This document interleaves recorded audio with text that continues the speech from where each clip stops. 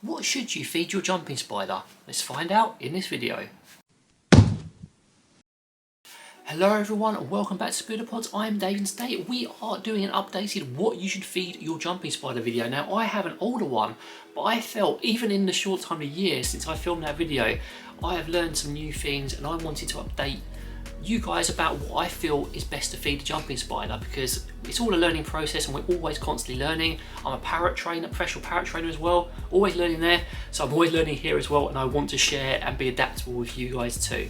Now before I begin, the main reason I am refilming this video is because I wanted to take one bug off the list, and that is crickets. I previously recommend crickets and some people still do, and especially if you breed your own, you know where they come from, it's still okay.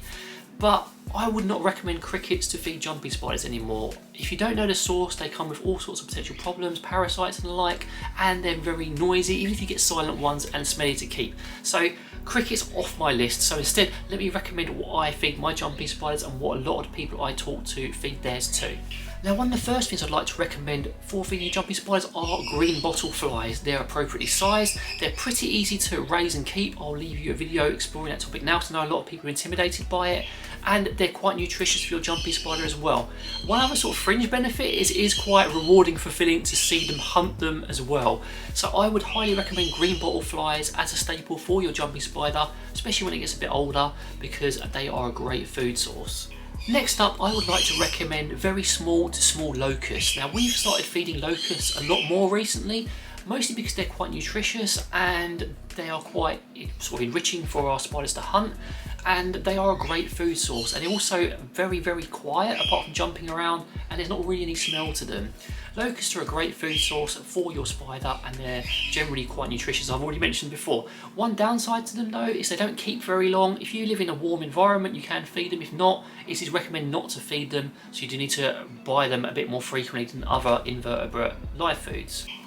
Another great food source for your jumping spider and for all like carnivorous inverts are Dubia roaches. Extra tiny Dubia roaches or even small ones are a great food source. Just make sure if you're providing them that you do crush their head, because if you don't they will burrow under the ground or potentially your spider won't be able to hunt them effectively.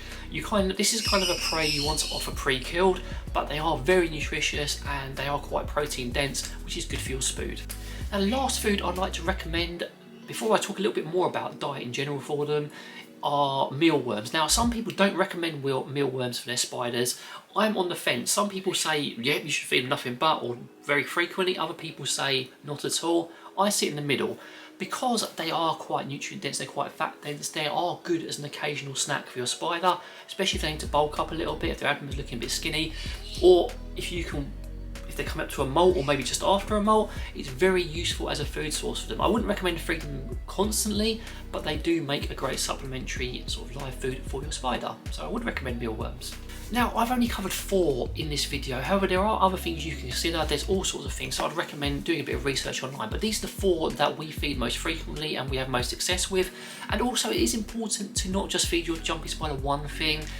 It is more enriching, it is more fulfilling for them to have different types of prey, and obviously you're covering some different nutritional bases if you have different types of food. They say variety is the spice of life. It's exactly the same for our jumping spiders, so do provide them a different variety of foods. And if you're wondering how to feed them, I have a separate video on that which I'll leave a card for now.